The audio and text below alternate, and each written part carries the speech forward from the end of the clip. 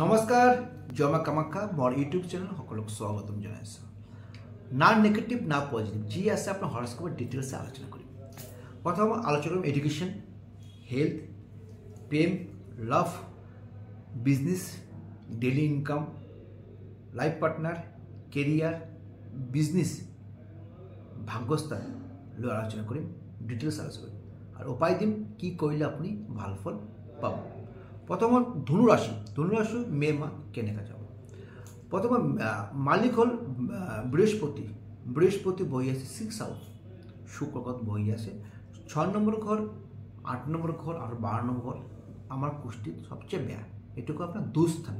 যদি ৰাশি মালিক মানে হেলথের মালিক যদি আপনার দুস্থান বই থাকে, শত্রু ঘরত যদি বই থাকে, তাহলে কিন্তু আপনার কিন্তু টাকা পয়সা হেলথের কারণে কিন্তু টাকা পয়সা কিন্তু যাব। আপনার হোক বা আপনার ফ্যামিলি মেম্বার হোক, বৃহস্পতি হল ফ্যামিলি মেম্বার সবার কিন্তু আপনার হেলথ ইস্যু থাকে। তো কিমান যদি প্রবলেম হয় তাহলে ডক্টরের কথা আপনি কনসাল্ট করব। কিন্তু তারপরে আছে পঞ্চম স্থানের মালিক হল আপনার মঙ্গল বই আছে আপনার 4 নম্বৰ ঘরত।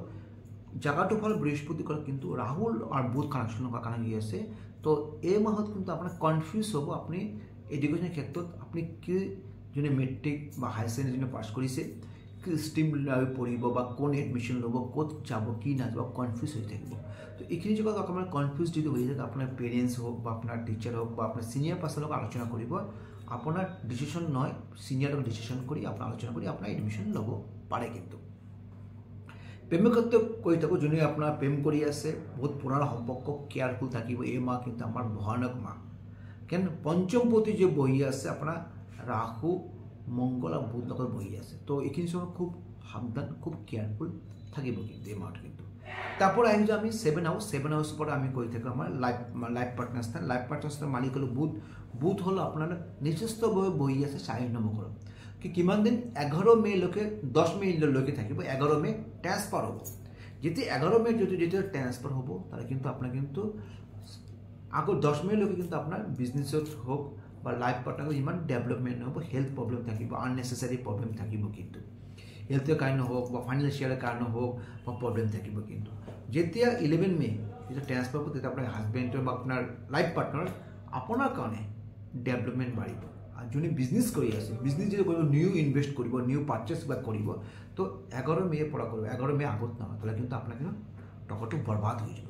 তো আপনার খুব কেয়ারফুল লোকে থাকিব। কিন্তু তারপরে হচ্ছে ভাগ্যস্থান নবমপতি মালিক হল রবি তুঙ্গীভাবে বহি আছে আপনার হল পঞ্চম স্থান। খুব ভাল, কিন্তু 14 মে লৈকে থাকিব। 14 মে কিন্তু আপনার ট্রান্সফার হয়ে আসছে আপনার 6ষ্ঠ নম্বৰ। কিন্তু যিকোনো হব কাম, যে এডমিশন হোক বা কিবা কিনিব বা ক'ত ষ্টক কৰিব, ক'ত ল্যান্ড কিনিব, 14 মে আগত কৰিব। কিন্তু 14 মে পৰা কিন্তু অকণমান ইমবেলেঞ্চ থাকিব। কিন্তু কেন ৰবি শুক্ৰগত সোমাই আছে, শত্ৰু ঘৰত সোমাই আছে, তো অকণমান কেয়াৰফুল থাকিব।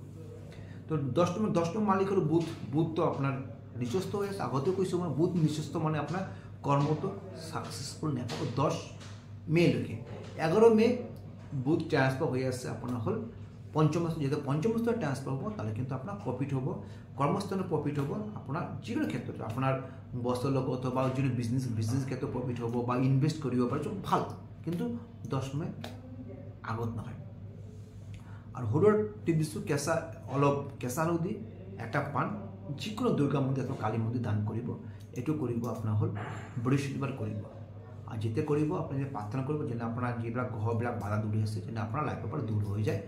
মাহত মিনিমাম 2টা কৰিব লাগিব। অত যদি পূর্ণিমা যদি করে পূর্ণিমা আর অমাবস্যা করক, নাহলে আপনি বৃহস্পতিবার ভাল করব। যদি মোর ভিডিও ভালো লাগে লাইক এন্ড শেয়ার করতে পারেন।